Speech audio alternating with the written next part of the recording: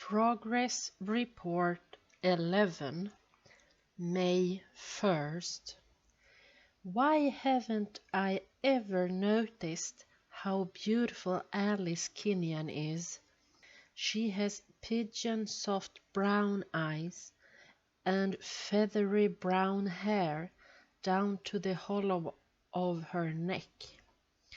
When she smiles, her full lips look as if she's pouting. We went to a movie and then to dinner.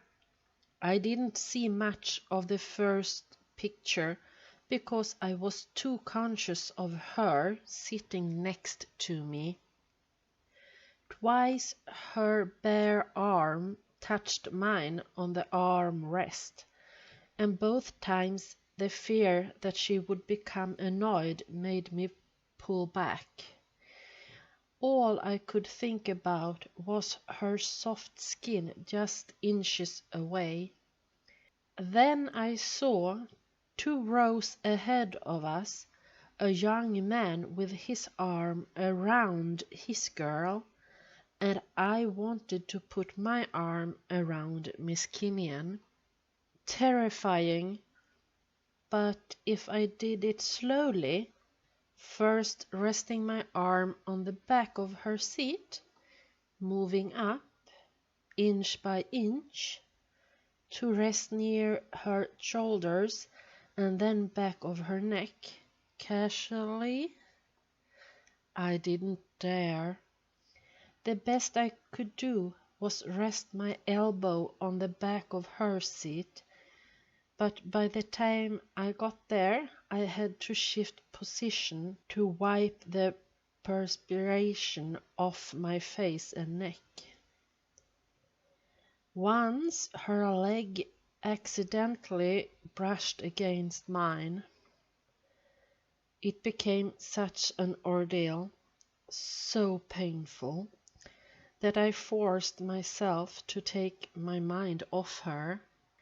The first picture had been a war film, and all I caught was the ending where the GI goes back to Europe to marry the woman who saved his life.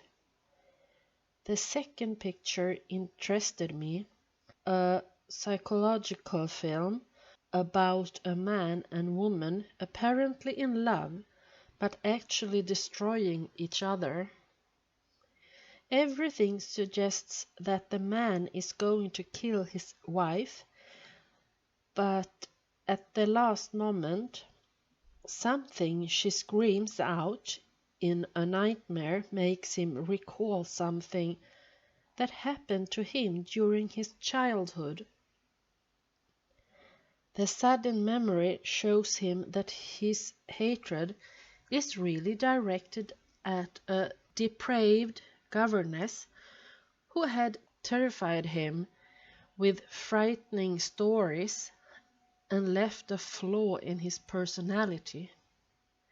Excited at discovering this, he cries out with joy so that his wife awakens. He takes her in his arms, and the implication is that all his problems have been solved. It was pat and cheap, and I must have shown my anger because Alice wanted to know what was wrong. "It's a lie," I explained as we walked out into the lobby. "Things just don't happen that way."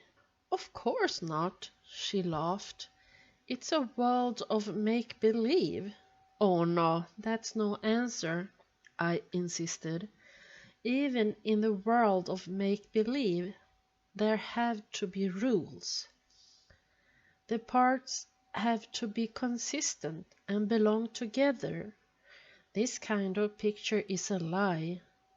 Things are forced to fit because the writer or the director or somebody wanted something in that didn't belong, and it doesn't feel right." She looked at me thoughtfully as we walked out, into the bright dazzling night lights of Times Square. "You're coming along fast." "I'm confused. I don't know what I know anymore."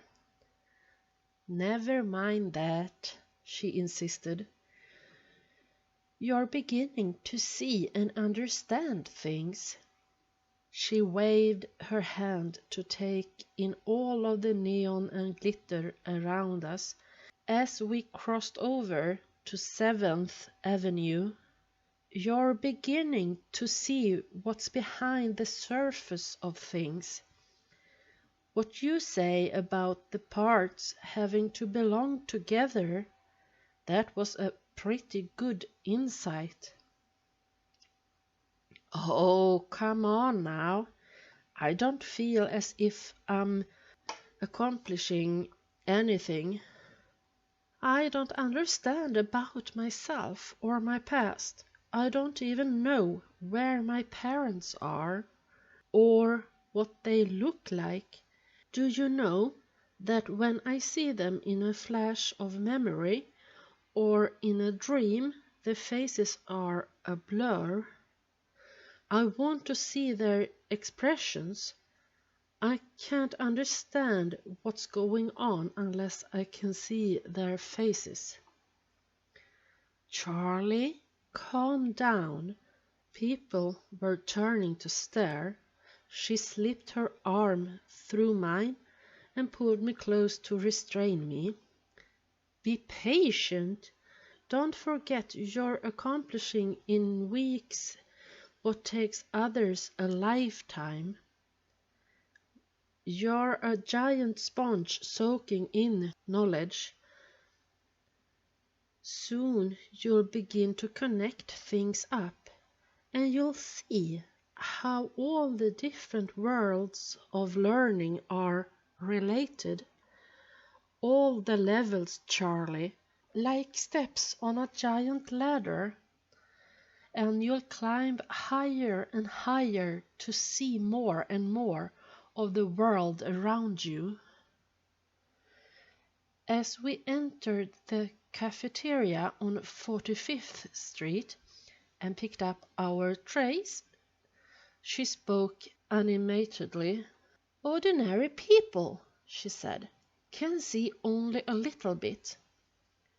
They can't change much or go any higher than they are, but you're a genius. You'll keep going up and see more and more.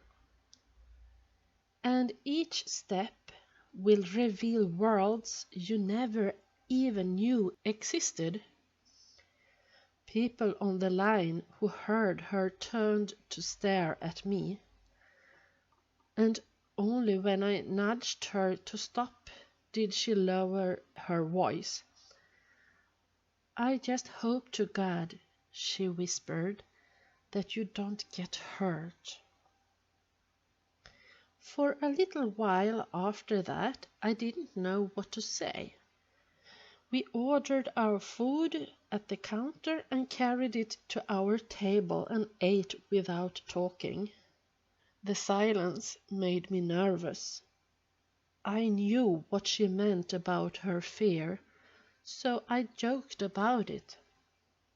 Why should I get hurt? I couldn't be any worse off than I was before. Even Algernon is still smart, isn't he? As long as he's up there, I'm in good shape. She toyed with her knife, making circular depressions in a pat of butter, and the movement hypnotized me. "And besides," I told her, "I overheard something. Professor Nehmer and Dr. Strauss were arguing, and Nehmer said he's positive that nothing can go wrong." "I hope so," she said. "You have no idea how afraid I have been that something might go wrong. I feel partly responsible." She saw me staring at the knife, and she put it down carefully beside her plate. "I never would have done it but for you," I said. She laughed, and it made me tremble. That's when I saw that her eyes were soft brown. She looked down at the tablecloth quickly and blushed. "Thank you, Charlie," she said, and took my hand. It was the first time anyone had ever done that, and it made me bolder. I leaned forward, holding on to her hand, and the words came out. "I like you very much." After I said it, I was afraid she'd laugh, but she nodded and smiled. "I like you too, Charlie." "But it's more than liking. What I mean is—" "Oh, hell, I don't know what I mean." I knew I was blushing, and I didn't know where to look or what to do with my hands. I dropped a fork, and when I tried to retrieve it, I knocked over a glass of water, and it spilled on her dress. Suddenly, I had become clumsy and awkward again, and when I tried to apologize, I found my tongue had become too large for my mouth. "That's all right, Charlie," she tried to reassure me. "It's only water. Don't let it upset you this way." In the taxi on the way home, we were silent for a long time, and then she put down her purse and straightened my tie and puffed up my breast pocket handkerchief. "You were very upset tonight, Charlie." "I feel ridiculous." "I upset you by talking about it. I made you self-conscious." "It's not that. What bothers me is that I can't put into words the way I feel. These feelings are new to you. Not everything has to be put into words." I moved closer to her and tried to take her hand again, but she pulled away. "No, Charlie, I don't think this is good for you. I have upset you, and it might have a negative effect." When she put me off, I felt awkward and ridiculous at the same time. It made me angry with myself, and I pulled back to my side of the seat and stared out of the window. I hated her as I had never hated anyone before. With her easy answers and maternal fussing, I wanted to slap her face, to make her crawl, and then to hold her in my arms and kiss her. "Charlie, I'm sorry if I have upset you." "Forget it." "But you've got to understand what's happening." "I understand," I said, "and I'd rather not talk about it." By the time the cab reached her apartment on 77th Street, I was thoroughly miserable. "Look," she said, "this is my fault. I shouldn't have gone out with you tonight." "Yes, I see that now. What I mean is, we have no right to put this on a personal, emotional level. You have so much to do. I have no right to come into your life at this time." "That's my worry, isn't it?" "Is it? This isn't your private affair any more, Charlie. You've got obligations now, not only to Professor Nemur and Dr. Strauss, but to the millions who may follow in your footsteps." The more she talked that way, the worse I felt. She highlighted my awkwardness, my lack of knowledge about the right things to say and do. I was a blundering adolescent in her eyes, and she was trying to let me down easy. As we stood at the door to her apartment, she turned and smiled at me, and for a moment I thought she was going to invite me in. But she just whispered, "Good night, Charlie. Thank you for a wonderful evening." I wanted to kiss her good night.